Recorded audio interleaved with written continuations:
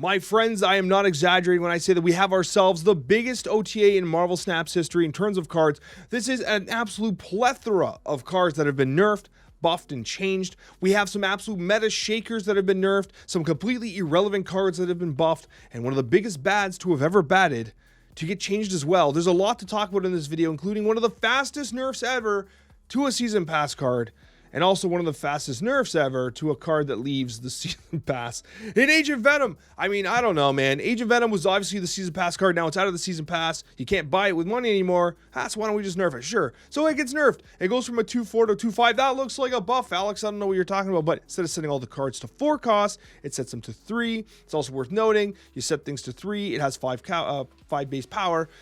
Cerebro is not a thing anymore, but I mean, Agent Venom was even played with Cerebro. Anyways, what this hurts though is the decks that really wanted to play Agent Venom with a lot of relatively low power cards like the Mystiques, the Ironmans, the Silver Sables, the Rockets, and basically every Agent Venom deck that you've been playing against almost every quarter of the games that you've been playing, right? Like 25% of the time you're playing against an Agent Venom deck.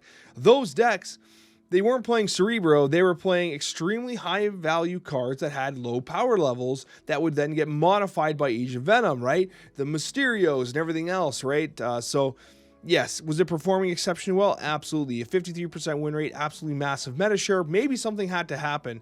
And I feel like because it was one of the season pass cards, like, okay, listen, we got to change it a little bit. The Iron Men are a little too strong, etc., etc. We got to drop it to 3. But if it's a 2-4 that drops to 3, that's just too much of a nerf. Make it 2-5, which is an incredible stat line. Do you remember the days where you used to play Lizard for 2-5? And like now it's like a 2-1 that no one ever wants to play. It's not actually a 2-1. It always just becomes a 2-1 because everyone's doing it all the time. But what I will say though is that Agent Venom, this is a significant nerf, a very significant nerf. Did it have to happen? I mean, probably at 24% meta share. Is this the right way to do it? We'll see, right? We'll see. It's a change to a season pass card that just left the season pass. And so I know some people will kind of call it a little sus, but I mean, it had to happen eventually, I suppose.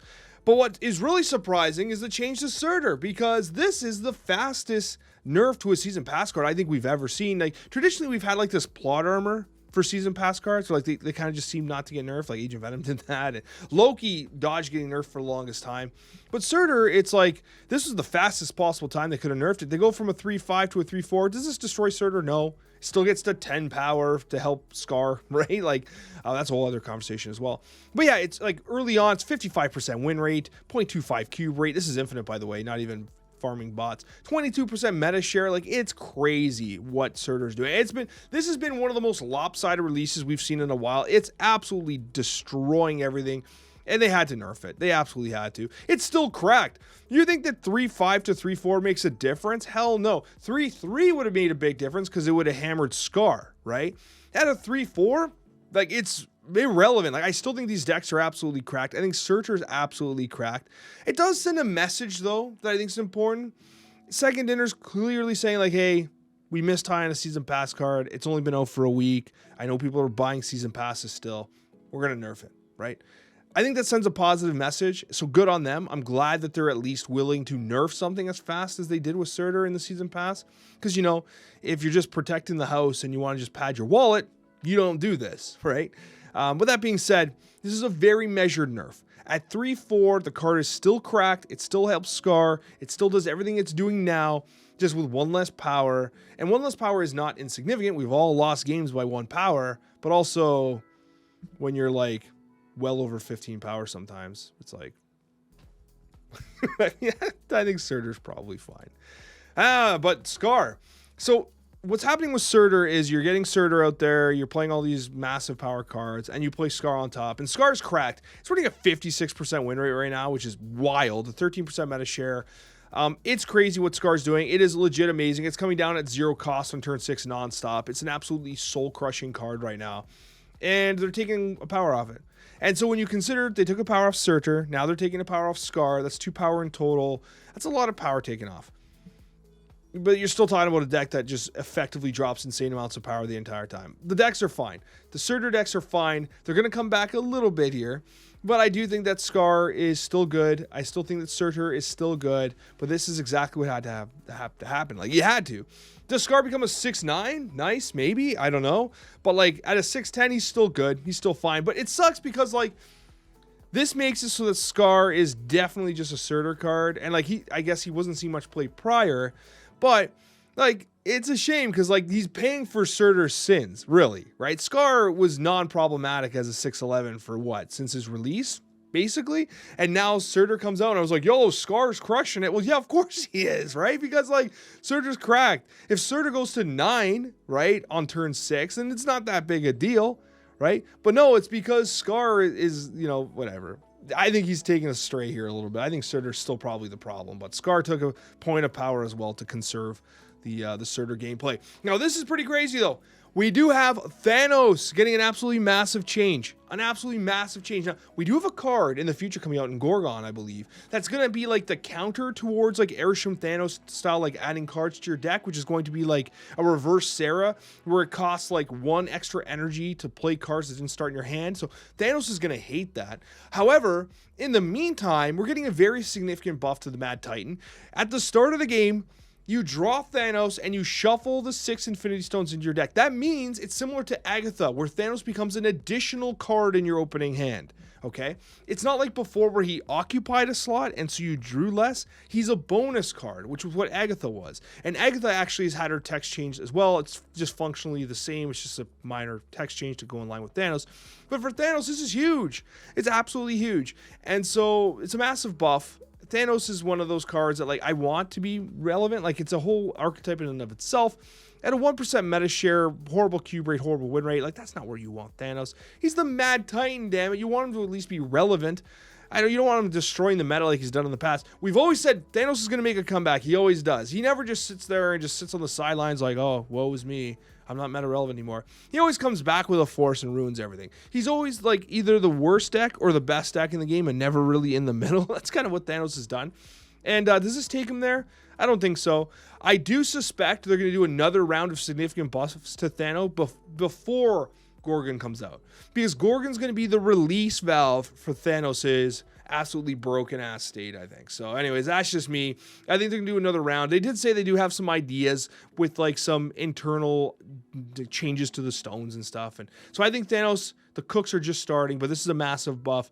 Don't underestimate what having him start in the hand actually means. Like it's kind of crazy, especially with the current iteration of the Mad Titan. And then we go to Silver Sable.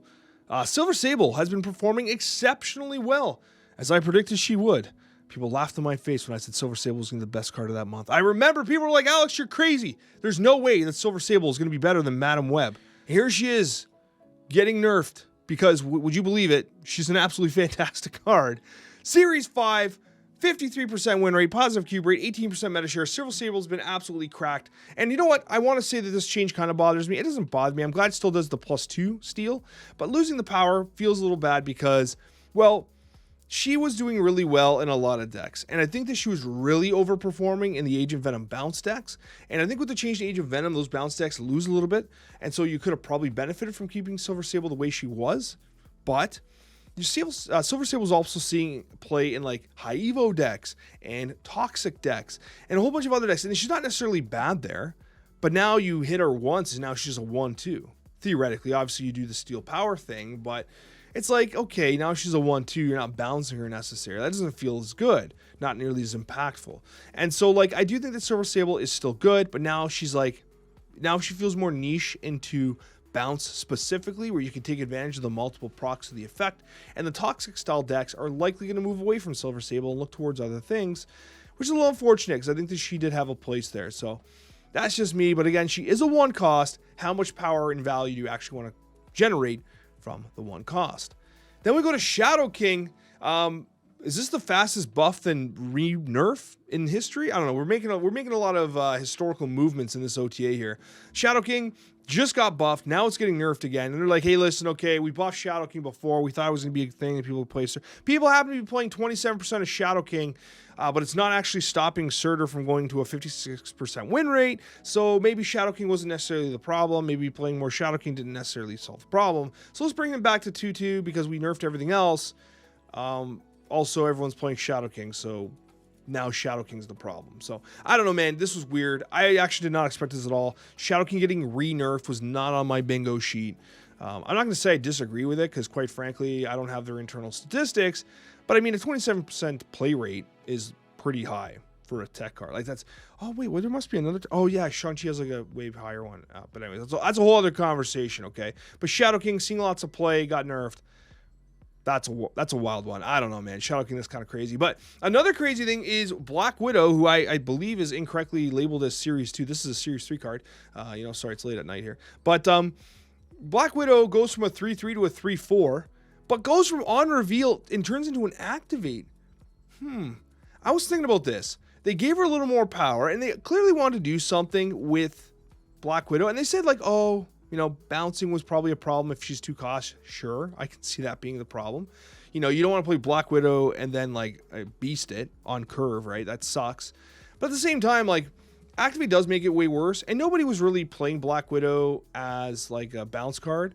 Misery was utilizing it, though. There was that Misery deck with the Phoenix Force that was pretty cool. That would basically just pump your hand with Widow's Bites. But now as an activate, it's kind of sus. And I think that what I really see here is I talked about Gorgon before. And if you think about Gorgon now, with the on reveal, you could have played Gorgon as a 2/3 on 2, made everyone's cards cost 1 additional if it didn't start in their deck. And then you hit them with the Widow's Bite, which did not start in their deck. And now it actually costs mana and prevents a draw. And so, like, I think they saw that and they're like, yo, we got to slow that down. We got to slow down the effect by a turn or else everyone's going to get pissed off. I feel like they're getting ahead of it. They're giving her extra power here, but this is a pretty significant nerf, I think, because I think that the effect of Black Widow and the Widow's Kiss is best early. Like, for instance, when I was playing decks with, like, Darkhawk and stuff, if you had Rock Slide and you had Black Widow, which one was the best one to play, right? If you played the Rock Slide, you stuffed them with 2 rocks and they drew in them, that's pretty good. But if the Black Widow was a guaranteed disruptive effect, you prevented 1 draw, which buffed your Darkhawk, and you also prevented them from drawing a card, and you forced them to play garbage down for the negative, right? So it was a guaranteed effect. So the Black Widow always took precedence over the Rock Slide. Rock Slide was beneficial on turn 6 when you got to play Mystique into Rock Slide, buff them up and whatever, right? However, this change makes Black Widow's activate a turn later. So now instead of happening on turn 3, which you disrupt their hand and kind of create that ripple effect, now it's happening at earliest on turn 4. So I don't know. We're going to have to test and see what's up. It's weird because it only had a 4% meta share and a low cube rate and a decent win rate. So it's like, it wasn't necessarily a problem. We'll have to see, right? But they obviously want to keep Black Widow under control because damn, does it suck to have so many Widow's Bites in your hand. Now we got the Destroyer, a little bit of a head scratcher here. So recently they did change Destroyer to only destroy other cards at other locations, not the locations he's in, which has confused the crap out of every bot playing the Destroyer deck from Series 2. They don't know what the hell's happening. So these poor bots are out there snapping on you, going 8 cubes, and they're like confused as hell. I don't know what's happening out there, but what I will say is Destroyer's change is probably irrelevant. It's obviously seeing a lot more play in earlier series, earlier beginner style things, and the new player experience has to be conserved. But at the end of the day, Destroyer's seeing almost no play. It's completely meta irrelevant. It was a 6/16. They changed it. They brought it to 6/14 because they thought it was going to be beneficial, and it hasn't been. Bring it back to the original stat line. Will it change Destroyer? Probably not. I don't necessarily think it will. This was a card, ironically, they do mention Nimrod. I used to play this in Nimrod decks all the time, and now I don't because the effect has changed. So we'll see. I think this is kind of a nothing burger to some extent, but at least they're trying something with Destroyer, who has been meta irrelevant since his change. And then we have Valentina, basically reducing the cost penalty, I should say, from -3 to -2 power, which is theoretically a buff, same stat line, everything, seeing almost no play whatsoever. Some experimentation here and there with Luke Cage, which is ironic because if you're in a Luke Cage deck, then you don't care about this buff at all. So yeah, I think this change to Valentina probably doesn't actually make much of a difference overall through the grand scheme of things, but hey, it's a buff technically. I don't think it matters. This kind of matters. A 2/7 Winter Soldier, I think, is actually pretty legitimate. It has not made the cut in Destroy. Destroy's 12 cards have been so tight. It's been so hard to like break into that shell for the longest time, and Winter Soldier has not had a chance to do that. Obviously a very beginner friendly card, something you see in Series 2. So yeah, like it kind of allows the Destroy archetype to come online in Series 2. 2/7 I think is legit. It's a legit amount of power. And not only that, but obviously when you're destroying things, you're activating death, you're doing other things as well that the Destroy archetype wants to do. So yeah, this is a good change. I'm glad they did. I don't know if it's enough to change the cube rate. I don't know if it's enough to change the meta share. I think we need a couple more Destroy cards that kind of modify the approach to Destroy. You know what I mean? Because like if you can modify the approach to Destroy, maybe that shell loosens a little bit. Misery I think was supposed to do that, but it hasn't ultimately done that. I like this change a lot. I think this is a good one. This is very low committal, unlikely to actually be damaging to the metagame. Jessica Jones, seeing literally no play, 0.01%, 36% win rate, absolutely god tier numbers here. JJ is going from +4 power to +5 power, getting that Shang-Chi capable. Will not buff Surtur because that effect doesn't matter. Will give some love to Skaar, of course, because it will become 10 power. But yeah, the sad thing about this, though, is that, like, what's kind of not written here is that, bro, you nerfed Storm. So, like, if you had a nerf Storm, there could have been this chance of, like, a little bit of hopium of, like, okay, maybe we bring back, like, the early pool control-style decks. Nah, you just don't, because Storm's dead. So, like, what, you just play JJ and just, like, don't play there in the next turn? You know what I mean? Like, whoa! You know what I mean? It's just, like, it's kind of sad because JJ's primary use was you play it with Storm, you get a little value, you trade a location, you do something big on the next couple turns or whatever, right? So we'll see if JJ makes much of a difference here. I likely don't see it. There's been some decks that have experimented with JJ, but yeah, it's unfortunate, right? But at least we're getting a little more power here. This is something. It's at least something. And we'll have to see with the amount of power creep we've received at the 4 cost if this is enough for Jessica Jones. And then we go to Heimdall. 6'9 to 6'10. Heimdall not making the best movement decks is like, it's kind of sad. You know, Move has a chance to make a meta impact with Aranya and with Madam Web and all these little mover decks. And everyone's like, why the hell would I play Heimdall? I don't need to move to the left. Sometimes I got to move to the right, man. I don't know, what am I going to do? So Heimdall ends up getting completely forgotten about. This is its second consecutive 1 power buff. Does it make a difference? I don't know. I mean, it's 6'10 now. That's actually pretty legit. It's a legit drop, at least. So, I mean, we're moving towards maybe Heimdall being relevant. We'll see. We'll see. 2% meta share. That I'm sure will go up, right? Pool 2 move gamers. Rejoice, I suppose, because Move's pretty legit at that range, to be honest with you. But everyone else is probably just like, I'll take it. You'll take it. No one's complaining about Heimdall right now, but I'm thinking more like the text needs to change, you know? Maybe you got to move to the right, too. Something. Maybe there has to be an option, right? Who knows? I'm not a game dev. I just think Heimdall's change was kind of funny. And then this one here, now I might be the only person who played Crystal unironically. Like, I actually think the card's crap, but at the same time, it's like I actually gave Crystal a shot every once in a while. I played some Ronin decks and stuff like that. Like a lot of hopium was huffed. But like, at the end of the day, like, again, it's these reciprocating effects. These reciprocating effects of like, oh, each player draws a card. You don't want to help your opponent. It's a mind game, right? Just like it's bothering me right now that the text is not centered at all. I don't know how that happened. But with the Crystal, it's like, why do you want to give the opposing player another card? Like, they're probably playing a deck that they can utilize an extra card for. Yeah, you might draw into your combo piece. Like, there was a time where Crystal was unironically played in Hela, was unironically played in Tribunal, and then they got cut because it sucks. At 3-4, it probably still sucks. So, I don't know, man. I don't know. Is it terrible? No, I mean, 3-4 is actually a better stat line than 3-3. Mind blown, I guess, but I don't think that this is what people are clamoring for. Will it make Crystal playable? Maybe. I'm going to try it because I'm an idiot. But for everyone else, I wouldn't play it until someone realizes or figures out why you'd possibly play this card in the first place. But hey, maybe there's going to be a card that comes out in the future that the more cards you draw, maybe you get buffed. Who knows? That would be exciting. They would never do that because Marvel Snap does not want you to draw too many cards. But if you'd like to see some more Marvel Snap content, I got another video for you on the screen. Hit that sub button. Hit that like button as well if you'd like to support my content. And we'll see you on that next one.